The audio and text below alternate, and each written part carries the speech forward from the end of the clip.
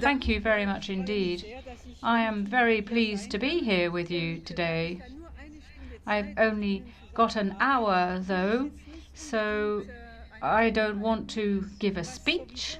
It's rather unusual, I suppose, especially from where I'm sitting here. What I would rather do is give you an opportunity to ask your questions so that you can talk about what you're interested in. So I'm looking forward to your questions. Good morning, I come from Germany. I have a question. Do you think there's too much of Europe sometimes in times of a crisis? Shouldn't we maybe just see what happens sometimes? And perhaps accession negotiations should be somewhat delayed or taken more slowly. There's the cultural aspect, and maybe we should just make sure that we deal with that in the EU as it is at the moment, and not pursue accession negotiations so much with other countries.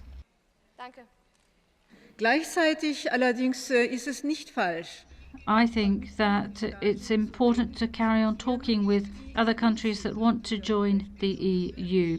Now, personally, I would urge that we be more careful when defining membership criteria that have to be met for countries to accede to the EU. We have the Copenhagen criteria.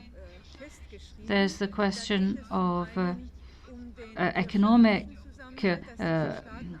capacity. Are countries economically fit to be members of the EU? Then there are other criteria as well. There's the financial criteria, and that Turkey would like to join the EU. But there is the question of the freedom of the judicial system. There are restrictions in Turkey on that freedom that mean that Turkey can't be taken up as a member of the EU. There's a question of human rights as well, respect for minorities. All these are important issues that affect a country's ability to join the EU. So there's a lot of work still to be done, and I think that we need to be working on both. Working at both, really. We need to work within the EU with the members, but we also need to carry on talking to countries that would like to join the EU.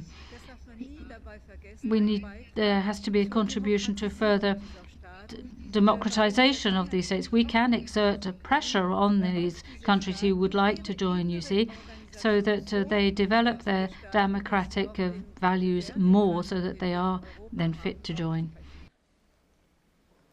As we know, now Europe is being surrounded by incredibly dangerous places.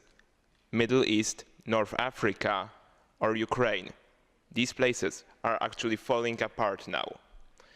In those hard times, there was an idea of creating united European armed forces. Is that possible? And what role would they have in modern Europe? Thank you.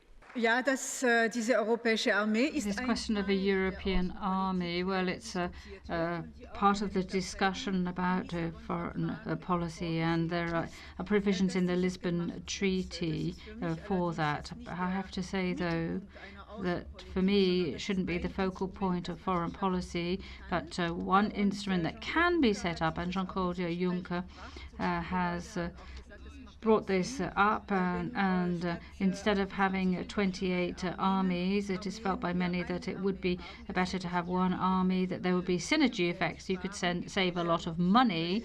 This week I read that in the European Union, if we were to count all the armies together, there's some 190 billion euros spent on those. So you could reduce the cost a lot by merging the army. But what kind of army would we be talking about? In the EU, You see, there are many different armies and many different approaches to armed forces and what armed forces can do. If you look at Austria or Sweden, those are neutral countries, but you've got France and the United Kingdom on the other hand.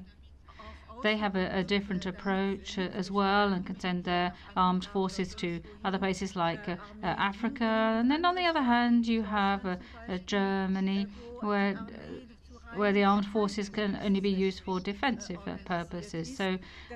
So many different approaches to armed services, and that would all have to be harmonized, really, if there were to be a constructive debate about what a European army would look like, who would pay for it, what the role of that army would be as well. So it would be a very lengthy process, and it's going to take quite a few years, but the debate has started, and we'll just have to see what happens, how that can all be organized.